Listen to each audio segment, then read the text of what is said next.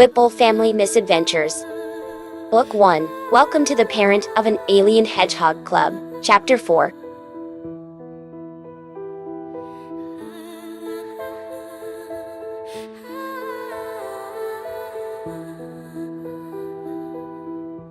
One minute Wade was asleep, and the next he sat up and nearly knocked Silver out of the air, his eyes wide, glowing blue in the darkness. What's wrong? Wade sputtered, his heart racing. There's something outside! Huffing, Wade took a moment to try and calm down. It's mostly likely a raccoon or something. It was tapping on the window. After a moment, Wade realized he wasn't going back to sleep anytime soon. He groaned, even though realistically, if there was something outside, he didn't want to go face them. As long as they stayed outside, he didn't really care. Swinging his legs over the side of the bed, he stumbled out.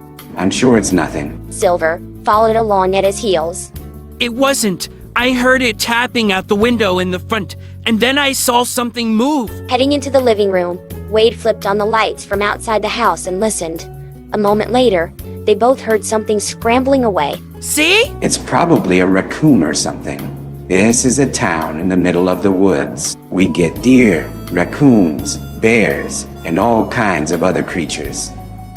They come out at night or early morning when no one else is around. They won't bother you if you leave them alone, which you should. It wasn't one of those. Quickly realizing he was getting nowhere, Wade went to the door and opened it, bracing himself for the freezing blast of air. Outside was cold and quiet, the fresh snow absorbing much of sound, except for one spot, close to the front, something that disturbed the snow there and then beat a hasty retreat away. It's gone now. Silver peered out from between his legs. What if it comes back? Shutting the door, Wade went back to the couch and sat back on the couch, sighing deeply. Fine. The light scared off whatever it was anyway. Now back to bed. Slowly, the little gray hedgehog climbed up next to him and wrapped himself in the blanket, staring at Wade. It can be a little hard to get used to how quiet it is out here. Wade really wanted to go back to his own bed, but he didn't think it would be very kind to just leave Silver alone out here when he was so freaked out. I remember when I went away to college and then Kane came back home. Every bump seems louder. You want me to stay with you for a little bit?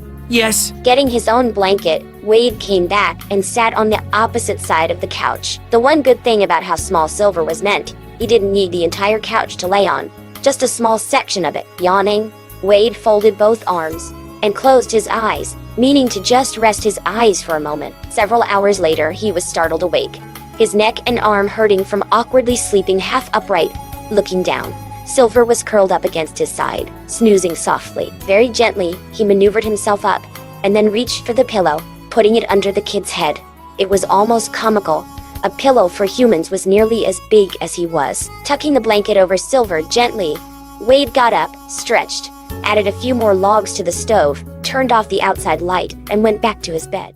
What can't we just have ice cream?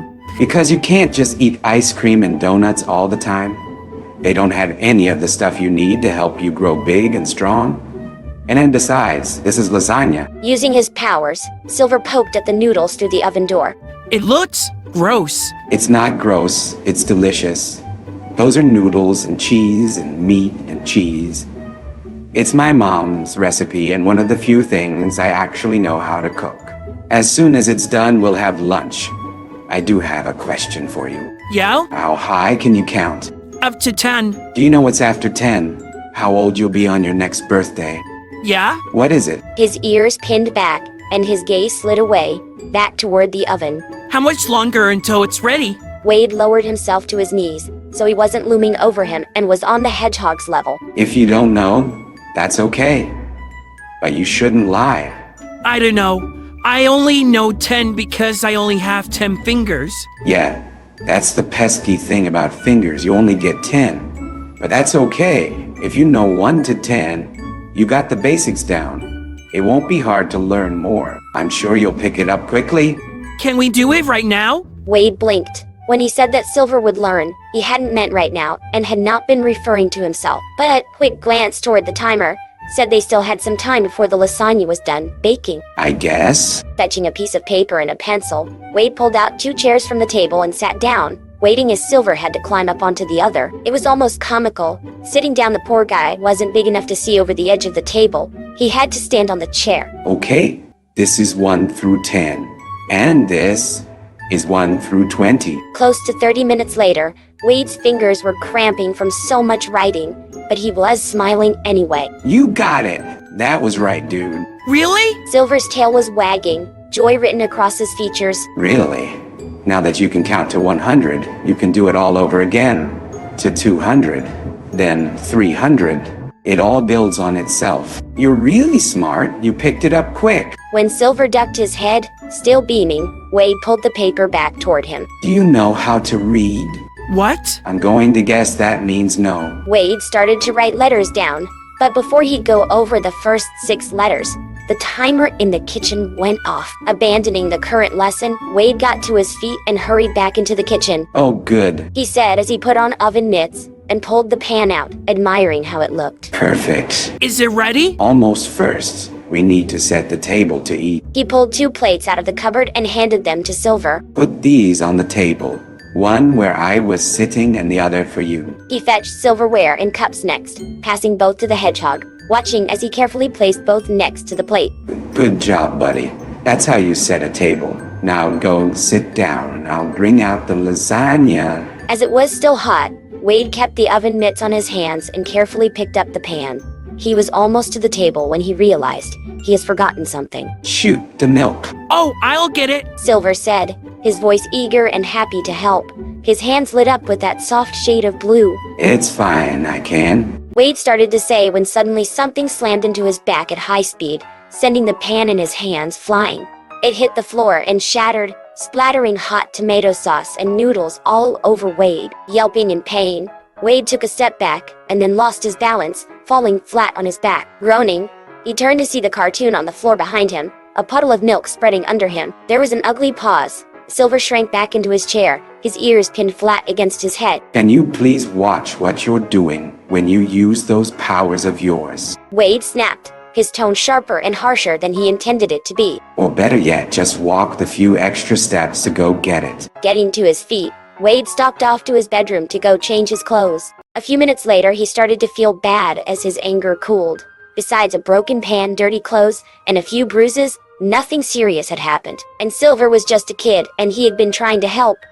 It wasn't like he had done it on purpose. Swallowing, Wade came back out. Kid. Silver was on his hands and knees in the middle of mess.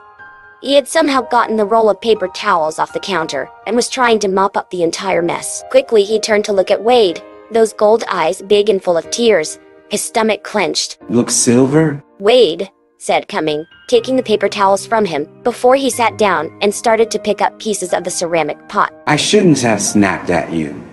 That wasn't. That was as far as he got, before he had a crying hedgehog collapse against him.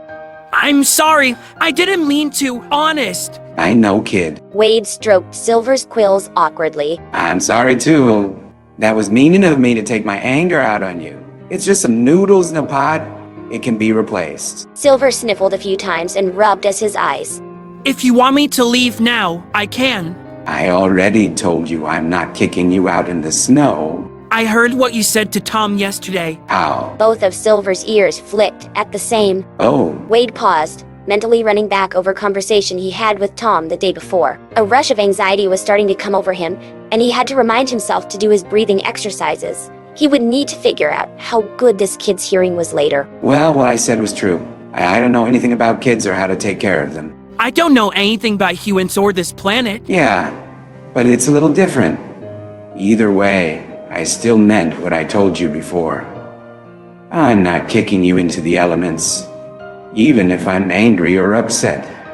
I promise. Then what's going to happen to me? I'm not sure yet, but you don't have to worry though. The look on his face was doubtful, but Silver sniffed again and then nodded. All right, let's clean this up, then we'll have something for lunch. Sound good to you, kid? Wade muttered, taking in the mess that was starting to seep into the wooden floor. Moving away, Silver carefully took a paper towel and used it to start mopping up some of the milk. Why do you keep calling me that? What, kid? You don't like it? Silver shook his head, sending his quills whipping around. All right, then I won't call you kid anymore. Once the floor had been thoroughly cleaned up, Wade made cheese sandwiches for both of them. Both ate in silence. Not long after, the doorbell rang, revealing Sonic on the front porch. Wade, was relieved as the two of them went outside. It gave him a chance to seriously think. Even if they had a way to send him to his planet, there was no way any decent person could send a child back to living in an apocalypse. The same with kicking him out into the harsh Montana weather. His only real option was to try and find if anyone else could take care of him. But this wasn't like when a dog had a litter of puppies, and someone would put a flyer up asking if people wanted a puppy. This was a child. Standing up, Wade went back to the kitchen and started to take care of the dishes. For a moment, he wondered what it would be like if he decided to keep Silver here. He wasn't a bad kid, but Wade worked too much. He didn't know anything about taking care of a kid. He wouldn't be the right person to do this. That was, if someone wanted him and would be okay with having an alien kid and wouldn't try to use him in some way to get rich. There were so many ways it could go wrong. There was a sudden gust of wind and Wade looked up, blinking. Out of nowhere, Sonic solidified in front of him. Wade! He yelled, pointing toward the backyard. There's something wrong with him. He didn't wait to hear anything else or get his cold weather gear on. Wade just ran. Outside in the backyard, Silver was lying face down on snow, unmoving.